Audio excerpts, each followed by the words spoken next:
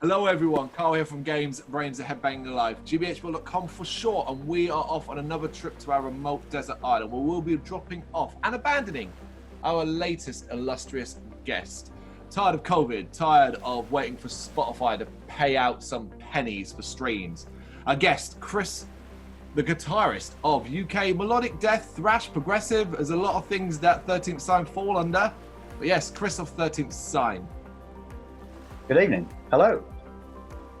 And however, as always, life on a desert island can be boring, even if ours is particularly beautiful. So to ensure Chris doesn't go mad through boredom, we have made room in our boat to drop off a few items for him to enjoy. Chris has chosen 3 video games or books, 3 horror movies, and 3 records to take along with him. And as always, there is one extra thing at the very, very end that we reveal at the end that you have to choose. But we never tell anyone about that beforehand. It's just call it as it is when it comes to it.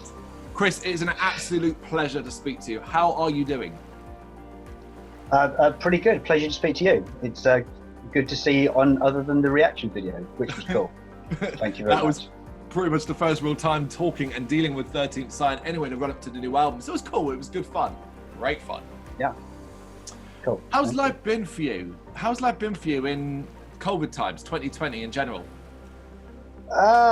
Well, as far as COVID goes, you know, the general day job carried on as normal. I was at work every day. Yeah. We've had to adapt at work, same as everybody, but it's been crazy busy at work, and pretty much work has carried on as normal, if not more than usual. So there's certainly been no sat around being bored, waiting to see what's going to happen next kind of thing. It's kind of carried on straight into the deep end and get on with it, really. So I haven't had any chance to feel bored. I know a lot of people have. I know I had a week off holiday from work not long after kind of lockdown started, and by kind of the Wednesday I was going loopy. I'd cabin fever and set in by the Wednesday. I was ready to go out and start running around the garden or whatever. So how on earth people who have been properly locked down for months have dealt with it, I have no idea. I took my hat to them.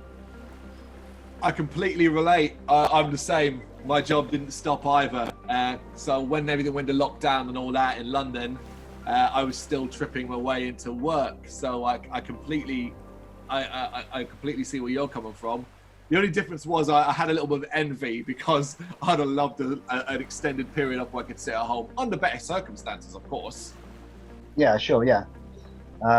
But like I say, I probably didn't realise how much I appreciate sort of going out and doing the daily job every day, and how much it's a part of your life, and having it taken away was even just that week was quite a strange experience. So it must be very peculiar for some people.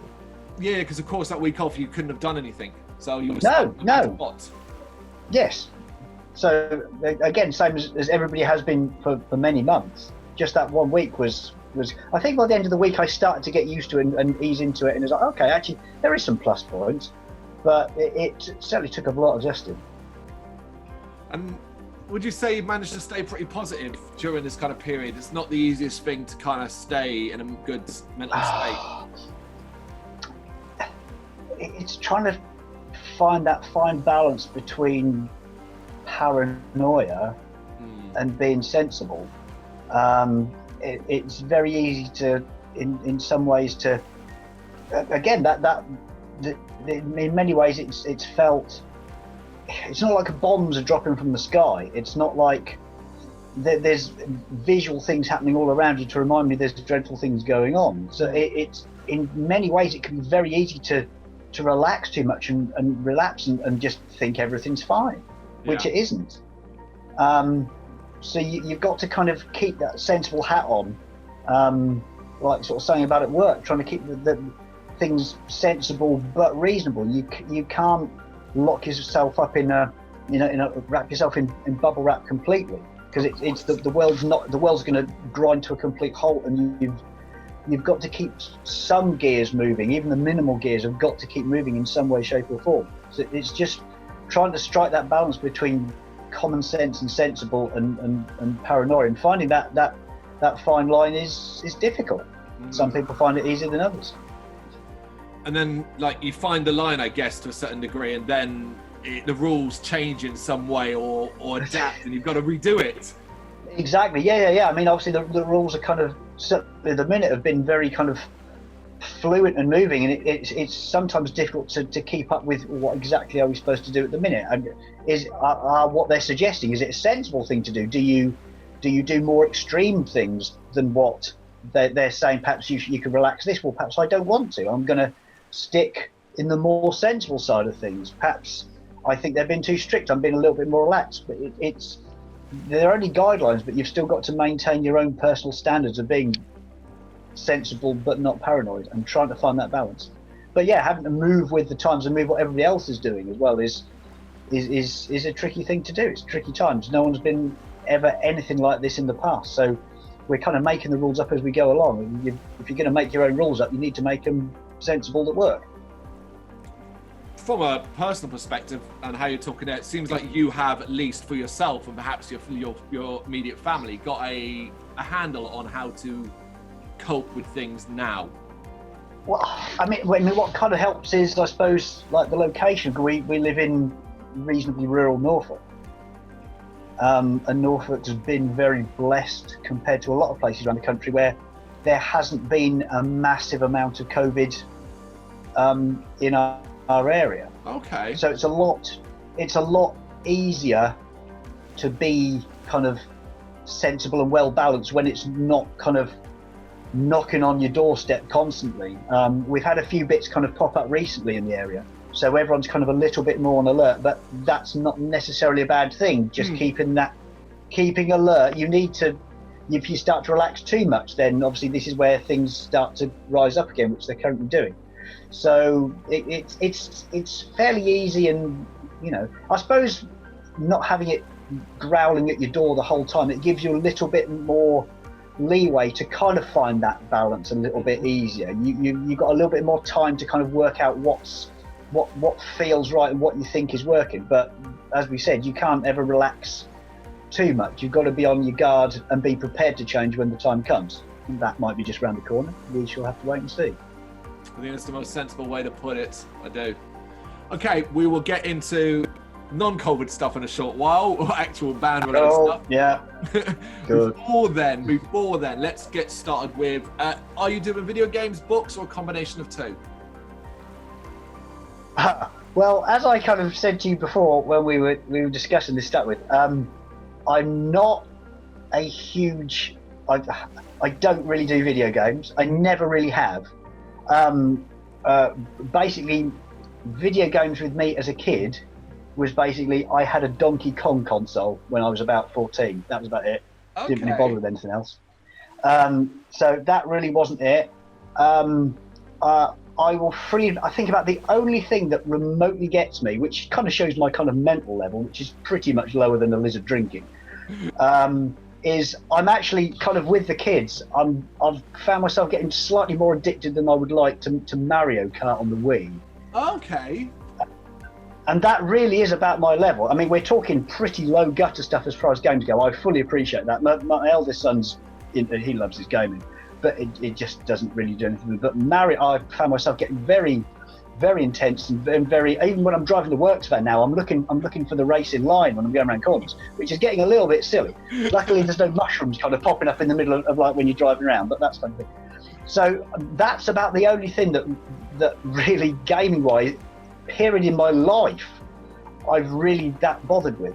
The only other game, which is really strange enough you should say this, because it only popped up in our memories, I think it was either over the weekend or start of this week, was Lloyd, our drummer.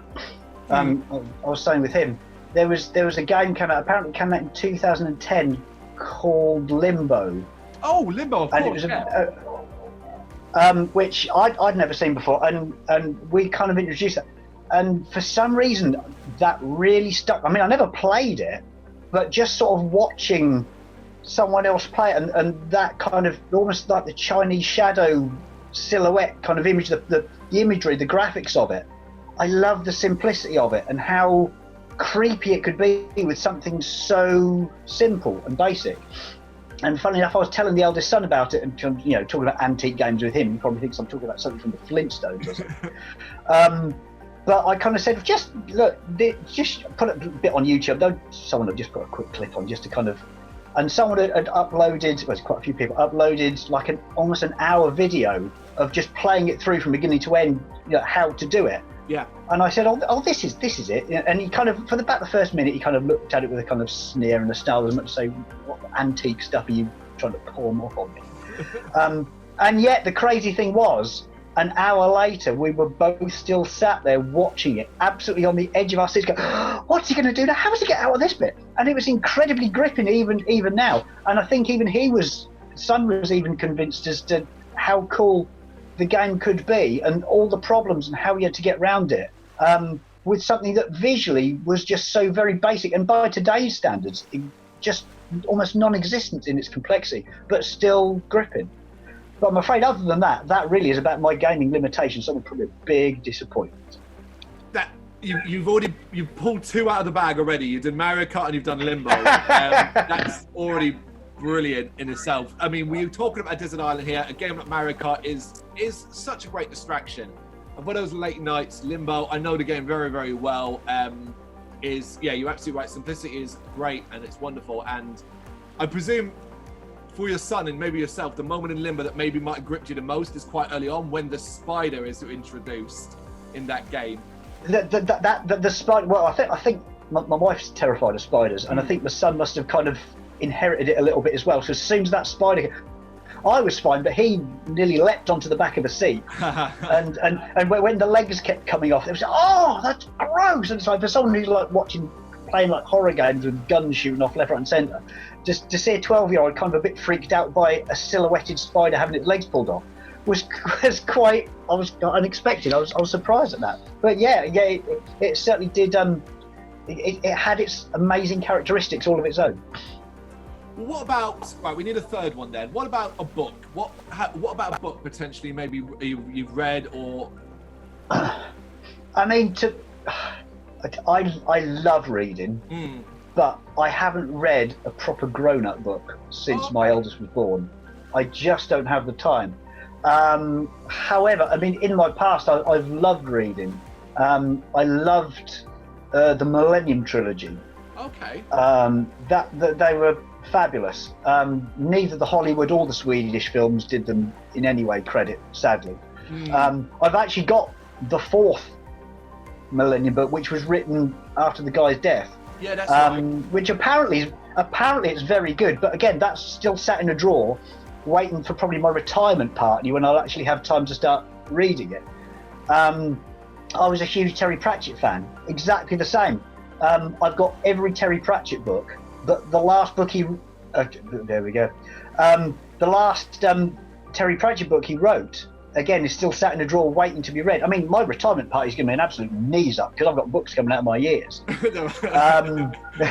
I was a big fan of was it called high fantasy? The very much the, I wouldn't say Dungeons and Dragons because that was always very the cliched thing from the role playing game. But I did. There was a lot of the Dragonlance books, some Barbara Hambley books. I quite like some of hers. They were a bit basic, but I quite liked them. Lord of the Rings. I've read Lord of the Rings. I found it one of the most utterly boring books ever known to man. I loved the films. Yeah. I've always said to my son that 99 times out of 100 the book will be better than the film. Oh, yeah. However, in Lord of the Rings' case, I'm prepared to make an exception that must be the 0.1%. I know that's probably absolute literary heresy what I've just spoken, but I will stick to that. I mean, I heard someone say that all he was interested in was geography and the English language, and the books kind of show it because he just waffles. but again, if you hadn't had the book, you wouldn't have the films, and it's got to start somewhere, and the books is where to do it. So yes, I mean, there's plenty of books in my past. It's just not plenty of books in my recent history. Choose one then. If you're on this desert island and you've got to bring one with you, pick one then that, I guess, even from the list you just named, that you would think, yeah, you know what, that's the one that's going to keep me busy. I suppose would the Millennium Trilogy qualify as a book? Would you let me have that as a book? We've somehow installed electricity on this island for people to do online multiplayer. So yes, why not? Right. Absolutely. I shall go with the Millennium Trilogy. Whether I count it as the quartet and get the fourth one, I don't know. But yeah, I'll go with that, apart from anything else, they're bloody great big long books, and they'll take me a long time to read, so it's going to keep me busy for longer. Fantastic. Right, cool. So we are, as of the time recording, a month away from the release of the brand new album, The Ashes of a Treacherous Silence. Where is your head right now in regards to it? How are you feeling about it? Bear in mind, you've obviously had it a while and sitting on it and stuff like that. Yeah, that's one of the weirdest things, because what we've always done in the past with previous albums is, as soon as kind of we've had like the physical copy done, it's finished. We're kind of like, that's it, it's available, we've released it, haha, good. So it's always very fresh when we've released it, and obviously super excited at the same time. What we've done with the current album is we've employed the pleasures of Fat Angel PR. Yeah. So we've a PR company behind us to help us spread the word better than what we've been able to do in the past. We felt that this album so much deserved. Some of the previous albums we felt have kind of almost been ignored and just fell under the radar, and we didn't want that to happen under any circumstance. So we thought, well, let's just give it the best shot we can. So we've gone down the PR line, which is working great. We're meeting new people such as yourselves and a few other new friends. And one of the things that we've kind of learned is for getting the reviews in as well, you have to kind of send the albums off a lot earlier than we expected to get the reviews back to help with the publicity thing. So we've kind of actually had the album was finished we're about a month to go, so about 2 months ago. So on by no means is it feeling in any way old. It's certainly not old, but we've been kind of sat on it ourselves, and we've been able to listen to it as many times as we wanted in recent weeks, and it's kind of feeling more comfortable now. It's not that new thing, so it's feeling a little bit odd in the sense that everybody else is kind of waiting to hear it and expecting it like we were 3 months ago, but we're kind of ahead of the game, and it's a bit kind of, we're now in the kind of, okay, well, we were obviously you're really excited when it's finished, and we still are, but you've also then got the kind of, well, do you think people are going to like it? And then you start to second guess yourself a little bit, and you kind of, I wonder how this is actually going to go, and you get to kind of thinking almost like an afterthought way before it's happened. It's a very kind of, it's a very weird thing, but we're just crossing our fingers that everybody is going to like it as much as we do. I mean, we've all said that as far as our own albums, we've never listened to our own albums as much as we have this new one. Oh, really? It's yeah. I mean, quite often when you've kind of finished it, you get it, you have your CD, you finish it, you put it in for 2 or 3 times, and because you've been playing the songs for years, rehearsing them, recording them, you're kind of sick of death of them by the time they come out.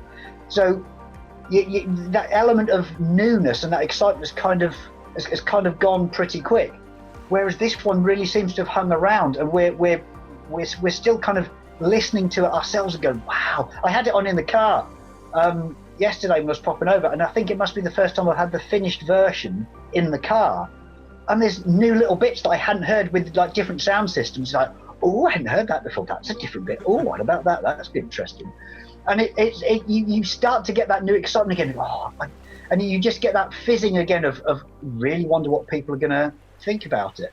And thankfully, so far, I don't know whether anybody necessarily gives you bad reviews these days, but it seems everybody has been very positive and very encouraging, so we're obviously hoping that's going to continue. Negativity, if it does come your way, you'll know it, because they're often the loudest voices. And that's for right. sure. Okay. So I think if it's everything positive so far, good news. So when you release a single, like you did Electric Hammer and so on, does that kind of momentarily give you a reburst of energy and excitement again, where you're like, right, now it's back out, now we've got something out there, let's see what people think of that? So we get this more the excitement when you kind of get the reaction afterwards and people's reaction to it, such as yourselves. It's still, as it's kind of building into it, it gets more. I can remember we were kind of messaging each other like the morning when it was going to come out on the Saturday. We were like, this is it. What's going to happen? Is this like do or die kind of territory now? Is it going to sink or swim?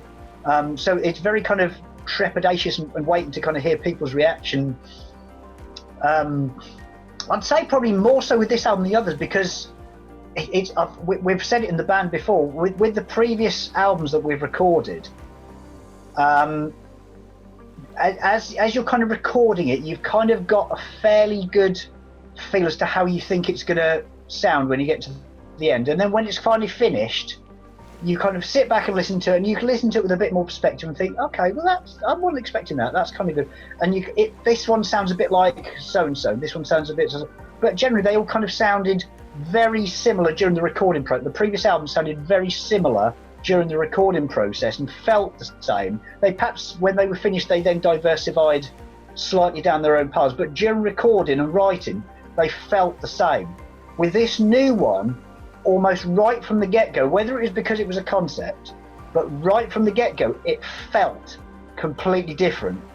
And we knew we were doing something different.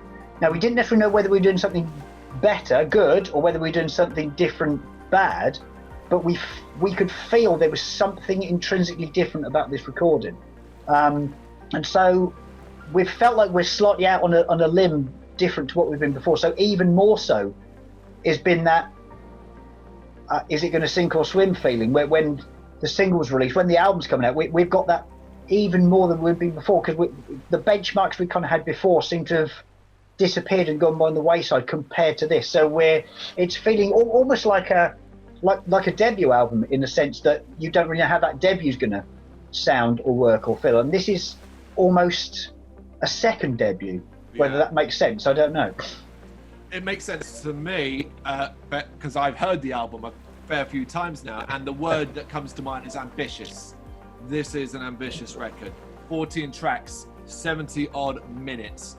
So do you think, as a unit, you've made it the best it can possibly be? I think you could in perhaps a year's time, you'll always sit back and say, perhaps we could have done this, perhaps you could have done that.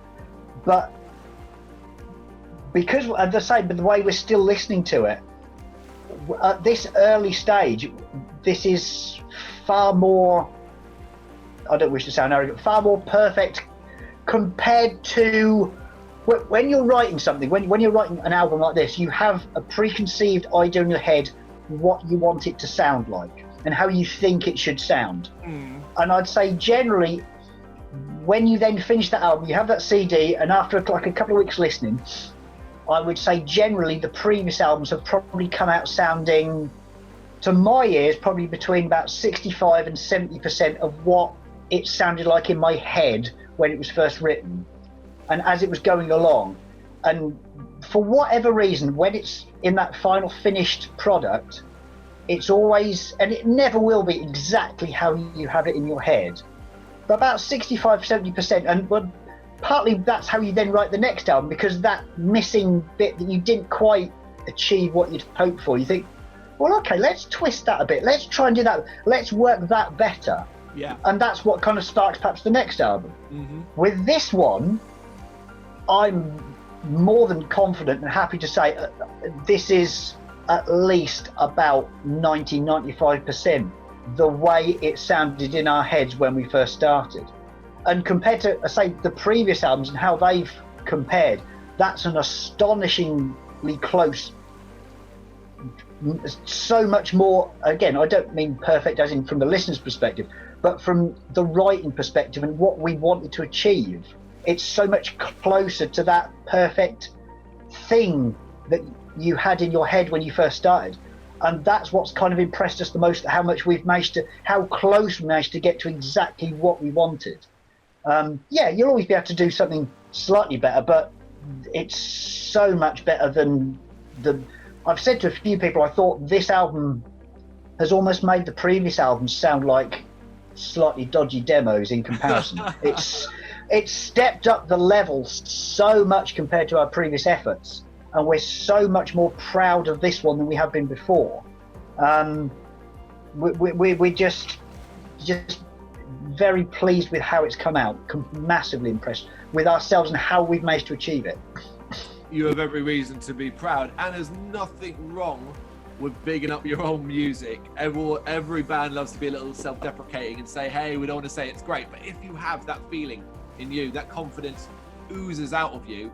And if I hadn't heard it, I'd be thinking, damn, I better check this thing out. Well, that's obviously what you're hoping people are going to do. I mean, you said about ambitious. That's probably one of the big things which we knew it was going to be ambitious from the start when we said, should we do this concept? And Lloyd and I have, because as you probably know, we've worshipped Operation Mindcrime ever since it came out. It's the greatest piece of music to our ears ever, and we've both always wanted to try and do our version of that, and we probably just, up until 5 years ago, just never quite had the balls to do it. And Lloyd just finally said, come on, you know what, should we do this? Should we? And we probably stepped into it a bit tentatively, and we were probably a bit scared to do it.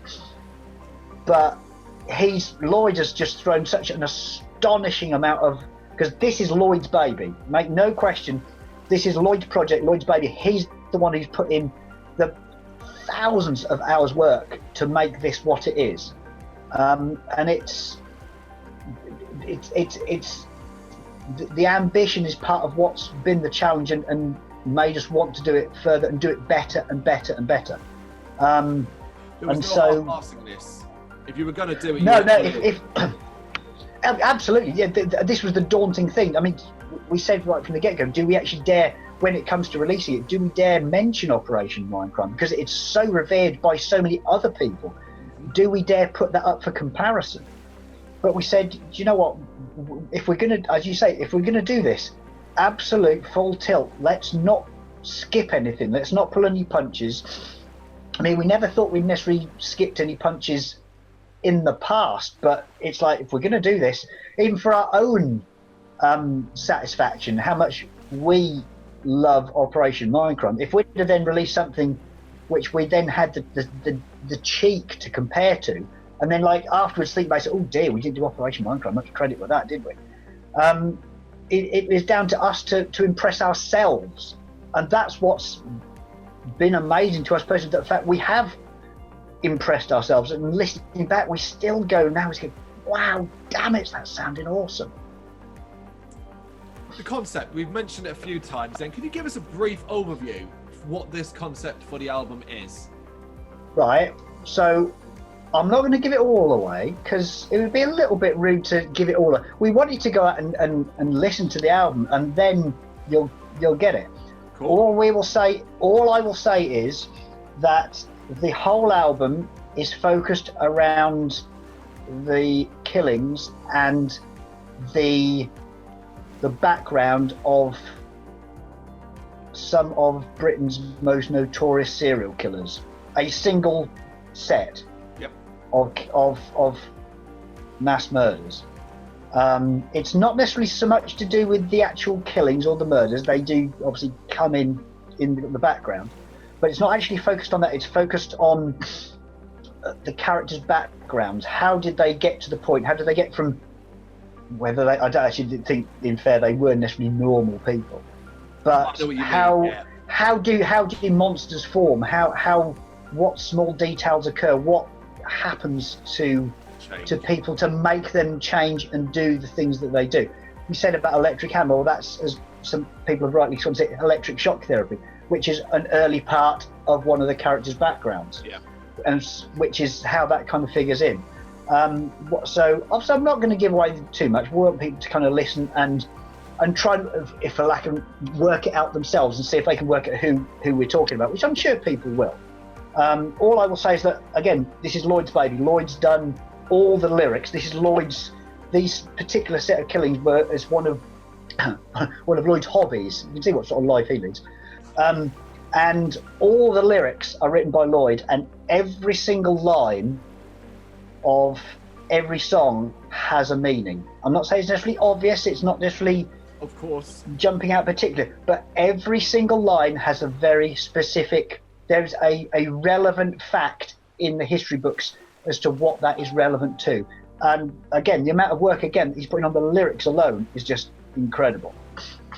I think you've said more than enough there to gauge even more interest for people, as you say, with a narrative like that. Did much end up on the cutting room floor, though, or was it very much we have the best of the best?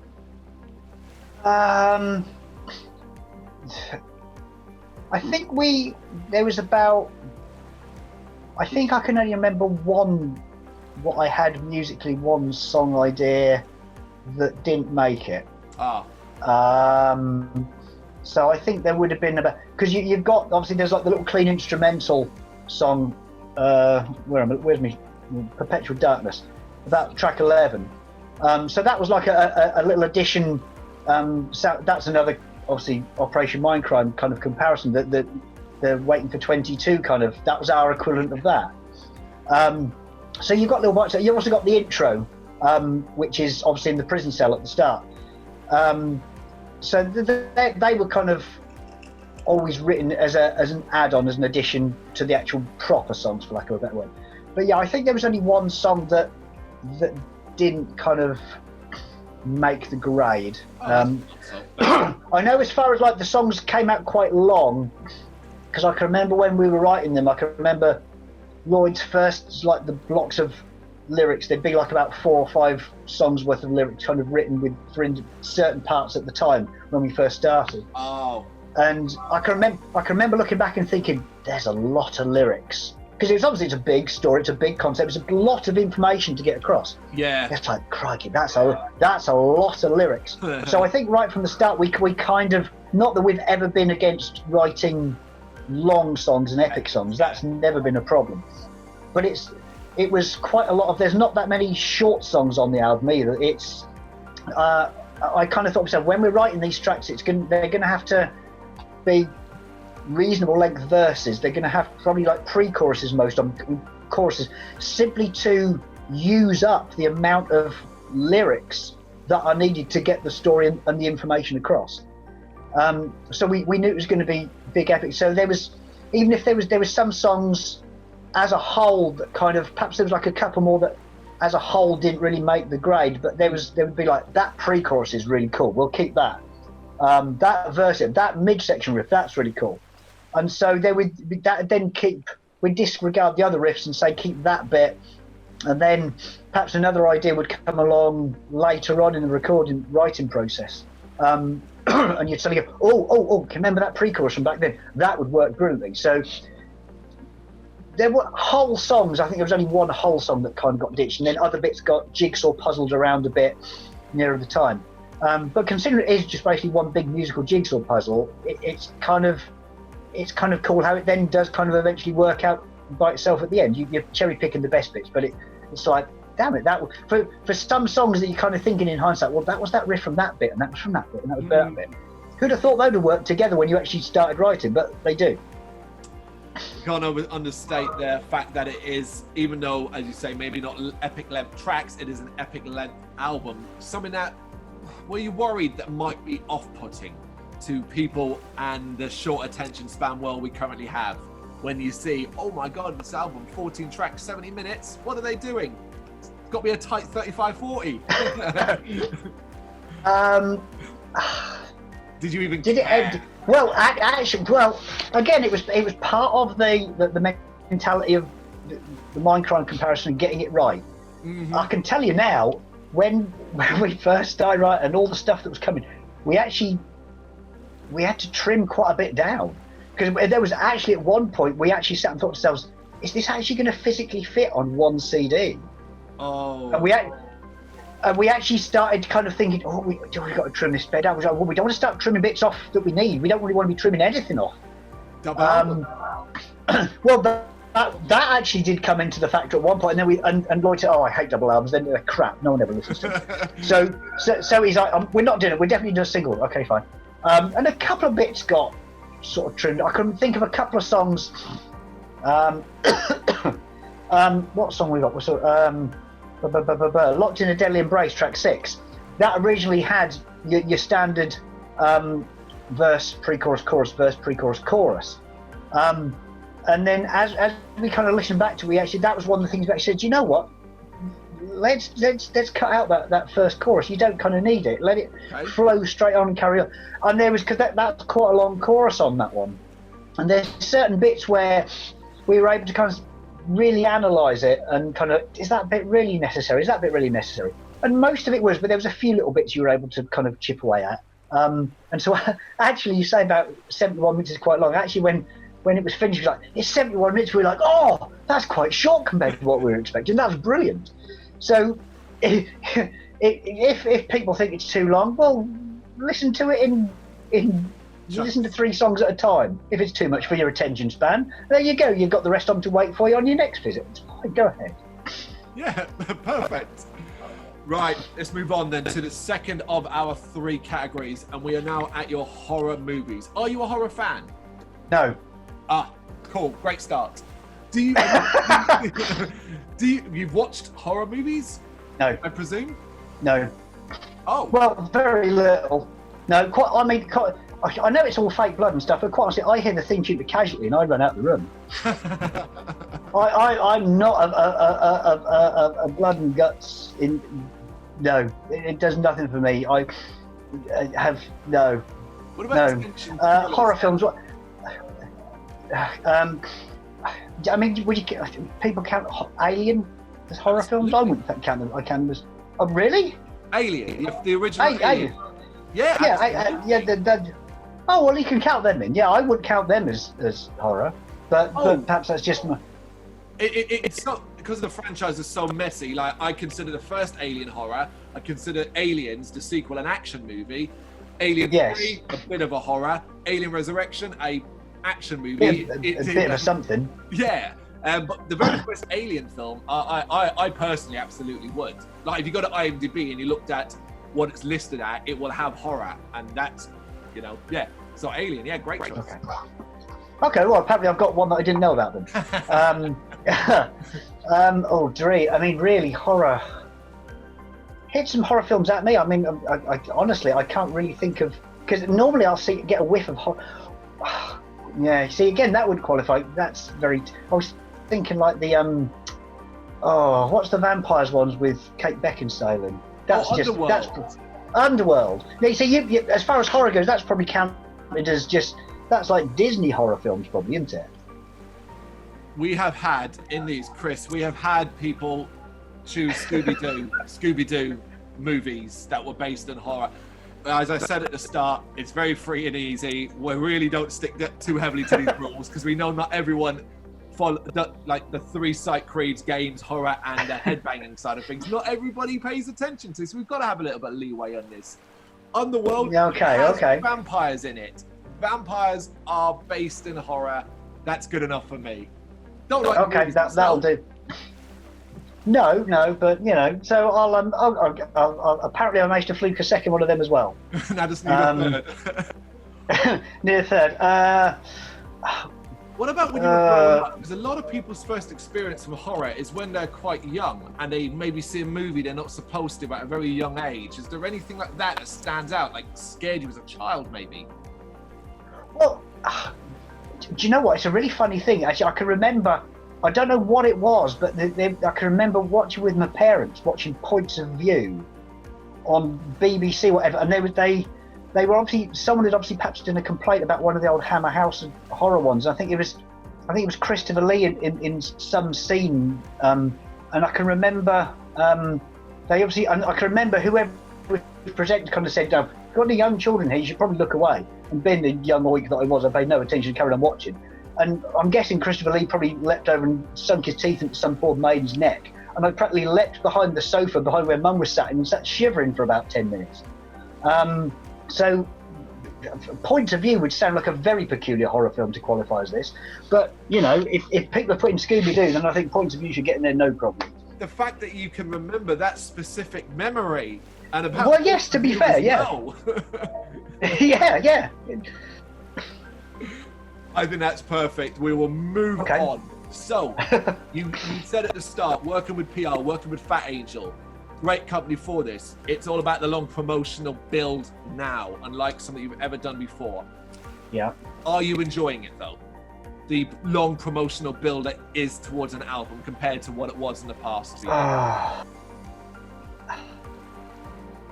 It feels like a long wait. It's a very long 3-month wait. Like I say, our initial kind of fizzing that it's finished is kind of, personally, it's kind of calmed down at least a bit.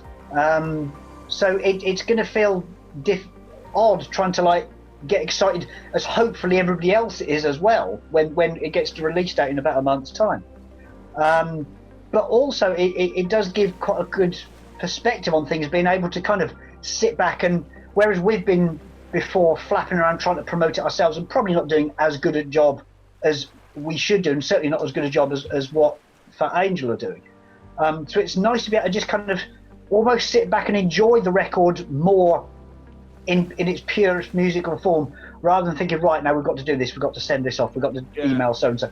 It's kind of all been taken care of it for us, and be able to just kind of sit back and kind of watch the circus slowly kind of forming into place by itself is quite cool. Kind of seeing the PR jigsaw, different jigsaw now, but PR jigsaw kind of slotting into place, and seeing all how things kind of like a tree stem, seeing the little branches kind of merge out into the ether, and kind of thinking, oh, I wonder where that one's going to lead and what that one's going to lead, and it's really quite interesting.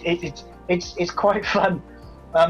Beyond certain days, I'll kind of look on my phone and they'll be like ping, ping, ping, ping, ping, and there's Facebook, and there's like, oh, you've been mentioned in like all these kind of groups, and people have, and it's something like, crikey, where's all that come from? And kind of sitting back and seeing it all suddenly leap back at you can be like really quite interesting and surprising as well, finding there's all this interest is suddenly coming when you haven't really done a lot yourself. But that's obviously the joy of it, kind of sitting back and letting somebody else do it. Yeah, that is the one benefit, and it's a great learning experience yourself.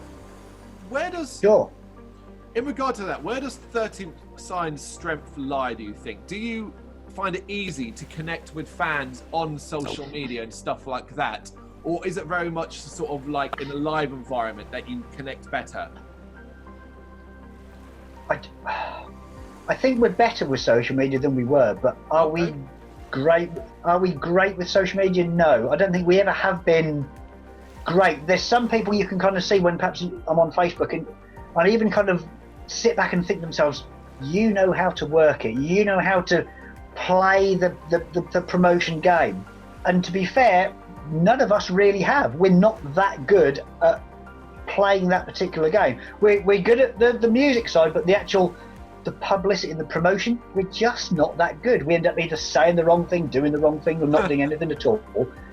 And so it's good to watch other people do that for us. Our connection is definitely usually with the live environment. Yeah. But in the same way as what you've kind of said in the past, what we get countless, almost every gig, we'll have so many people come up to us and say, you're awesome. Why have we never heard of you before? And that's obviously part with the online promotion, that we really, for whatever reason, struggle to spread the word. We cannot seem to, or at the past, we've always struggled to be able to just simply let people know we're even here. Yeah. People don't even know we existed. And that's why we had to take the PR route this time, to do everything we felt we could do to make people, at least, if they at least acknowledge we're there and know we're there, and possibly just take a chance and have a quick listen. Once we know they've had a listen, we kind of know we're going to get people. We know once they've heard the songs, we've got them. It's just trying to open those doors in people's minds to get them to hear it. People will say at gigs, why have we never heard of you before? You're brilliant. And from that point of the gigs, then you're fine. We regularly will sell quite a few CDs at gigs, which we're very proud of, because people will kind of jump on, not to a bandwagon, but they'll kind of like, crikey, we need to get on this quick, because we need to catch up. We've never heard of you, and we've got, you know, this will be our 4th album. We're missing out. So people do that quite a lot of gigs, which is brilliant. It's trying to translate that live connection onto media and promotion. That's obviously what we're trying to do, such as yourself today. Listen, man, it's one of the we always talk in any interview about social media things, because it is such an important part of being a band nowadays. Almost where your success is no longer measured in record sales or streams, it's measured in how many likes and follows you have. And we talk to bands that have 10,000 followers on Facebook, and they sit there and they're scratching their head, exactly as you have done in the past, about how the hell to even get your head around Facebook, Instagram, Twitter, YouTube, and Tumblr, and there's so much of it. And then something new comes along, and it's, oh, now you need to do TikToks and stuff like that. I mean, the thing obviously with Facebook and likes and stuff is that's, you know, that's brilliant. Which is obviously one of the brilliant things about social media is we have fans all over the world, which is brilliant. But when you're then suddenly playing a gig in, let's just say, Bournemouth, say, you've suddenly turned up and played a gig in Bournemouth, how many of those 10,000 or how many fans are going to be coming to Bournemouth? And it's focusing that live thing on the local crowd as well as just the multinational social media crowd. Absolutely. Talking of which then, have you come to terms with the live situation for the band? It obviously is looking highly unlikely that you're going to be able to get out and really promote the album when it releases. It's a fact that we can't get round. It's frustrating because we're busting to play these songs live. I mean, that's the one thing where that new enthusiasm is definitely going to be there, is being able to play these live for the first time. That would be incredible when we're able to do that, because we know they're going to absolutely rip when we play them live. The only comparison with that is everybody's in the same boat. We're not going to be trailing behind everybody else. Everybody else is off gig and we can't for whatever reason. Everybody's in the same boat, and I'm guessing when things do eventually get to a point where gigs can continue in a more in an environment that we're used to and we know of as a proper gig, not a drive-in gig, or you've got to stand 10 meters away from somebody so there's only 4 people in the crowd. A proper gig as we know it, when that comes round, we're all going to be in the same boat again. We're all going to be at those gigs in the same rough approximate time frame, with the same enthusiasm for getting back to the live scene with everybody as well. So it's frustrating not to be able to have that gig opportunity coming up for the release, but it's going to be such an incredible adrenaline rush when, hopefully next year or whenever, when those proper gigs do return. The feeling that we're all going to get, the bands and the crowds, when we're finally there at that gig, is going to be incredible, and it's going to be more than worth the wait, and it's going to be euphoric is probably the best word. Yeah, I think the best way to kind of look at it is that no one, including yourselves, you're not stopping. You're on pause. You're at the traffic lights and you're revving the engine. You're just waiting for that green light before you speed off. I mean, as far as the album recording goes, we got so incredibly lucky as far as our ability to continue recording when everything was locked down. Obviously, so many bands were probably due to start recording or just simply didn't have the ability to be able to do that with the benefits of modern technology and recording.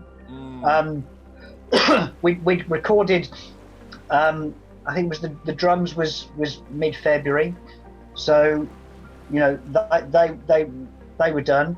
We then had, was it either the week later or 2 weeks later, all the rhythm guitars were done, and so it was only basically solos, bass and vocals, I say only, and all the other stuff to be done. And then lockdown kicked in, and we just managed to get the last few vocal demos done the weekend before lockdown started. And thankfully, Reno, vocalist, and Dave, our bass player, they've both got really good home recording facilities. Oh, cool. And so although we couldn't get together in a studio, they were able to record, and there was a lot of, okay, I'm going to be recording this one tonight, so you'd get a few takes, and then they'd kind of send them onto the band page, so we'd kind of have a listen, and yeah, that bit's really cool, what about that bit, try that bit a little bit different. And you know, you'd probably get like a song done a week with various suggestions, try this bit different.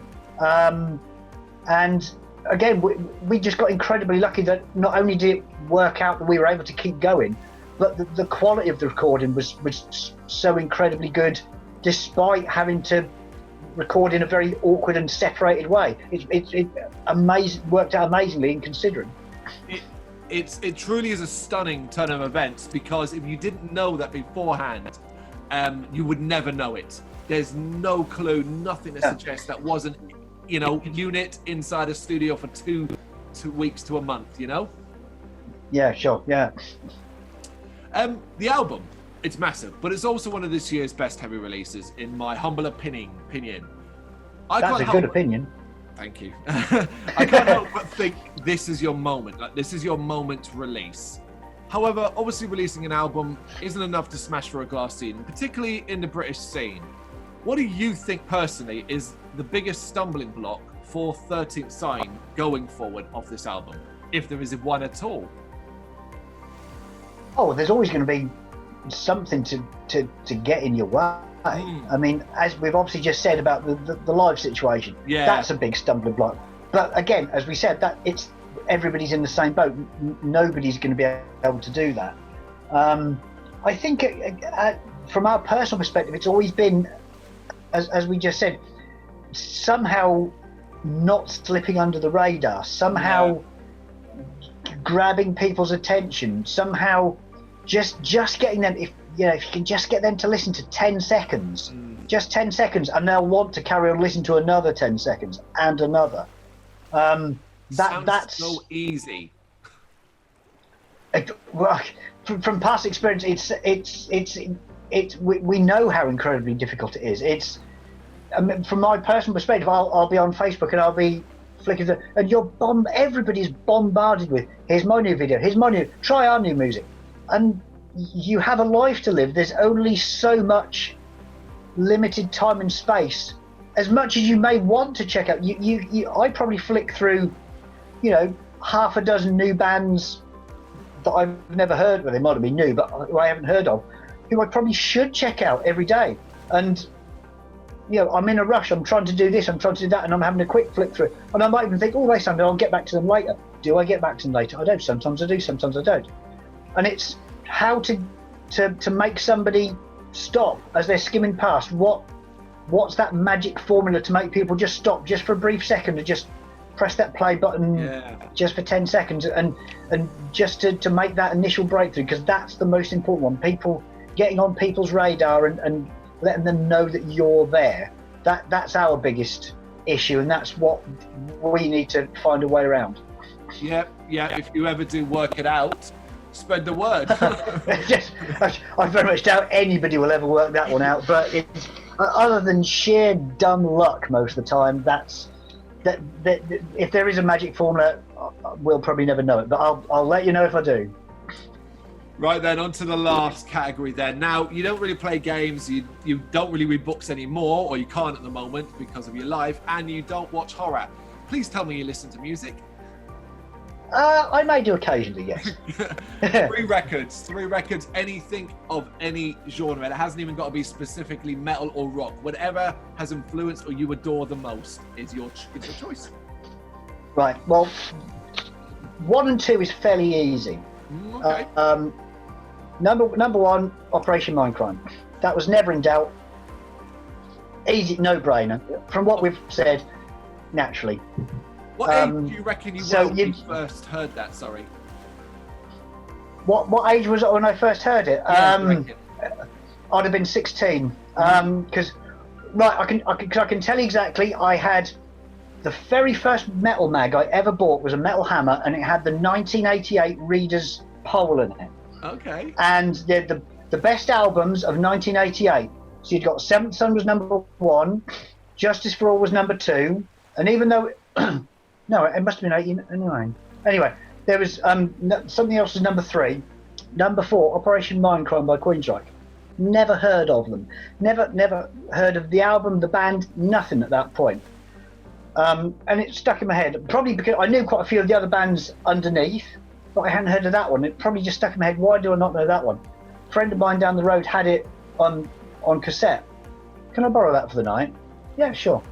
So, and I can remember it was a Friday night, and I just listened to the Friday Rock Show with Tommy Vance, and switched off the radio, and I thought, I'm just going to listen to a couple of songs off that, just to kind of see what it's like, because I had no idea what was coming in any way, shape or form. I'll just listen to a couple of songs, just to see what it's like, because I was curious. And this must have been about, about 11 o'clock at night. And about 12:05, I finally switched them off in a glorious rose-tinted daze. And took the head, and I can clearly remember I got out of bed, walked into the kitchen to get a drink, and my dad was there, And he said, I thought you'd gone to bed ages ago. I said, Dad, I think I've just listened to the greatest piece of music I've ever heard. And I can remember that as clear as a bell. So it was certainly within about 12 months of it being released, so it was relatively early on. Second album, no question again, Slaughter of the Soul, out the gates. Wow. So you've got while you've got Operation Mindcrime is kind of fulfilling my trad, clean vocal, operatic, classic trad metal riff part of my personality. You've then got the other side, my next almost as good, which is the flip side, which is the absolute buzzsaw furiosity. that is Slaughter of the Soul. 35 minutes of metal perfection, but the other end of the spectrum. Really? Yeah. I mean, but that's again, if you listen to like the earlier albums, we've always tried to combine, or well, I've probably always tried to combine those two styles, and it hasn't necessarily worked out as well as I would have hoped on the earlier albums. But as it's kind of worked through the albums, I've kind of got better at it, and probably my expectations have probably got lower to go with it. And it's kind of slowly morphing, so I'm kind of finding that slightly better middle ground between the trad epic metal and the furious Gothenburg style thrash style of things. Experience, you reckon? Sorry? Experience? I suppose trial and error and learning how to fail, learning not how to make a light bulb. So yeah, you know, looking back on the earlier, I'm just thinking, well, as good as it was, that kind of missed the boat with that. And again, how can we improve on that? How can we change that for the next one? That's kind of how that is. So when it comes to my third choice for the music, I had to have a long think about this, and I'm still not necessarily convinced I've got it right. Because there's so many I could really kind of choose for number 3. I could choose Power Slave. I could choose Painkiller. I could choose just so many, probably a load of the early Overkill albums. There's so many I could choose. What I ended up thinking was, do you know, how am I going to do this? And I'm stuck on a desert island, so I've only got 3 discs to play. I need to get value for my money. So I ended up going for Blind Guardian Live. Oh, wow. Firstly, because Hansi Kirsch is my all-time favourite vocalist. Secondly, because you've got a good range of songs within a Blind Guardian set. You've got the full-on thrash ones of kind of Welcome to Dying. You've got the Bard song. You've got a lot of the old ones. You've got a lot of the newer ones. And apart from anything else, it's also a good long double album. So if I'm going to be stuck with only 3 albums, let's make the most of number 3. And of course, you still get to remember that live feeling on the album. Yeah, absolutely. What an incredible choice. Massive Blind Guardian fan here as well. And you're right, Hansi Kirsch is, if not the greatest vocalist in the world, one of the greatest vocalists for sure. I love the way there's always that little bit of gravel in his voice, and every time he goes to hit that note, you're thinking, is he going to make it? He doesn't sound like he's going to make it. Oh, yes, he did. Yes, he did. Of course, easily he got it. And that's why his voice is always on that point of breakups. He's always sounding like he's on 110% full tilt the whole time, and of course, always hits that note to perfection. It's just glorious. Amazing. Excellent trio of choices. Right, we're coming to the end. Been here a while, so I won't keep you much longer. Do you remember the moment, or a moment, where you were able to stand back as yourself, take stock of 13th Sign and think, oh shit, we are somebody?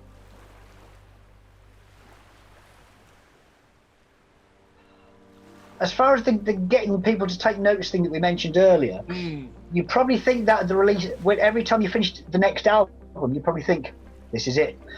This is it, we've kind of done it. And then you kind of get passed by it in the past. Yeah. And so you kind of reactivate and say, okay, perhaps we didn't make it then. We didn't do it. We missed the boat again. So to say, have we arrived now, would probably seem a very arrogant thing to say. And probably in 2-3 years' time, we'll probably look back and say, perhaps we did, perhaps we didn't. I don't know. Yeah. All I know is that this new album that we've done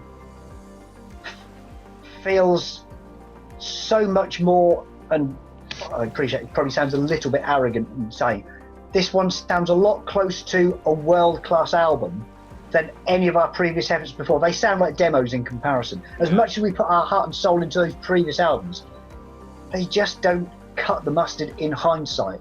This new one, I'm more than happy. I feel like I could put on any big budget CD album in my collection and play it next to each other, and I could say, do you know what? I'm proud of that. We're holding our own against the big boys. No worries. In the sound, the song construction, the styles, the variation that's going on, the thought processes, the quality of the whole thing. And I'm more than happy to say we're massively proud of it, and we know we can hold our own against the big boys if given a chance. Beautiful.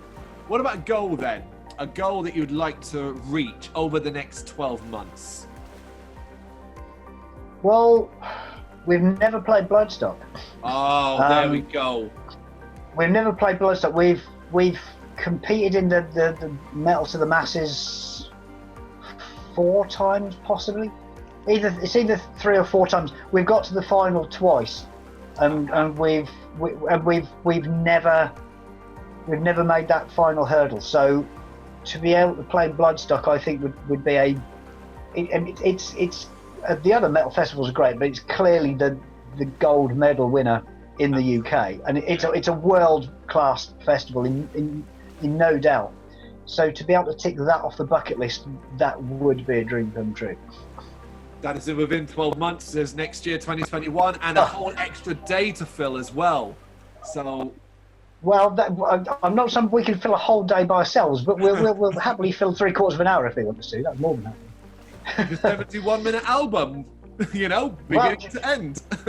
Yeah, if they want us to play the whole thing, you would sign us up with that.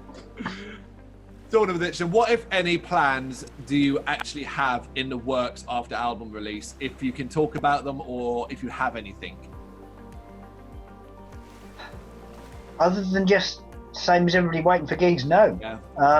We just kind of focused because of the situation. We'd focused everything in on the recording and taking our time, because we knew we didn't have anything to necessarily rush for. The only deadline was deadlines we were setting for ourselves. Oh, fair. And there's a big, we wouldn't have to kind of say beat other bands' deadline. We want to get ours released before they do, so people will take attention to us, because they're so thin on releases. Well, there has been over the last couple of months. So it's been, let's take our time.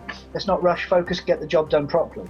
Now, once the album's released, other than playing live, no. I mean, we've spent the last 5 years from the very early demos and going through practices and band member changes, and this last 5 years have been massively focused on getting this album done. Yeah. So, to be fair, we probably haven't necessarily, other than playing live as you normally would do, we haven't really had a lot to focus on. We've been so absorbed with doing this that it's taken all our time and energies doing that.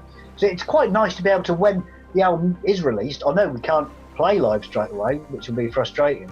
And perhaps only at that point it'll start to sink in.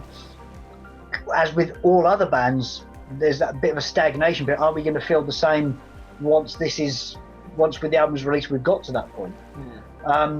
But as far as other plans go, no, we will just have to see what comes about, and we will certainly be keeping as busy as we can. We're not just going to be lying back and waiting to see what falls in our lap. We're going to have to go gunning for it, in the same way everybody's going to be desperately wanting all those gig spots when they do come around. We're going to have to be keeping our promotion up and keeping up our name in everybody's eyes and ears, if we possibly can, ready to jump the gun when that time comes. But for now, we just have to sit tight and just hope and pray people love the album, and that'll do its job, and everyone will love it. Absolutely. Watch this space as per usual, and just keep yourself attached to 13th Sign social media to find out when and where any plans do come up. Chris, there's one more item, the one we talked about at the start. It's one thing you get to bring, and it is a luxury item. Something you feel in your life that you can't live without, that you must have with you. Something, is it a thing? Oh, you can't bring a person. No. You Can't bring it. Okay, that's fine. Well, it would be a guitar. I did hear someone kind of saying about like the you know, on a sort of desert island disc before, kind of saying, well, I'd bring me a guitar. So the fact that you're on a desert island, the strings would rust and fall to pieces probably within 6 months is completely irrelevant. Because if you can have electricity on this distant desert island, I'm quite sure you can buy some fresh guitar strings at the same time. Absolutely.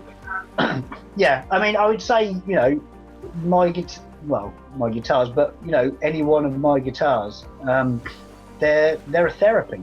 Yeah. There's they're my little kind of niche in insanity when the rest of the world's going bananas. You know, most night I don't necessarily get to practice as much as I'd like to, but I usually try and just have a warm up, a practice, a noodle for about half an hour or so a night. Get the kids in bed, just have a quick half an hour noodle.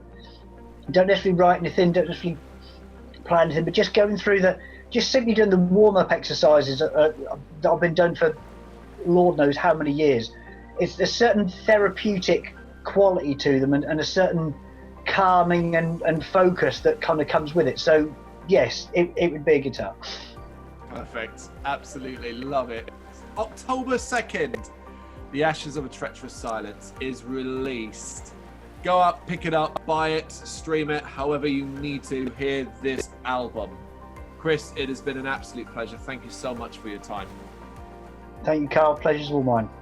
Thank you very much for watching. You can check us out on gbhbl.com as well as on Facebook, Instagram, Twitter and Tumblr. Go to Patreon to help us out over there. That's patreon.com/gbhbl, as well as Big Cartel, where you can find some of our merchandise. We have a podcast running on SoundCloud and Apple Podcasts. And of course, if you like this video, do us a favour, hit the subscribe button and help the channel grow. Games, horror and heavy metal. What else is life for?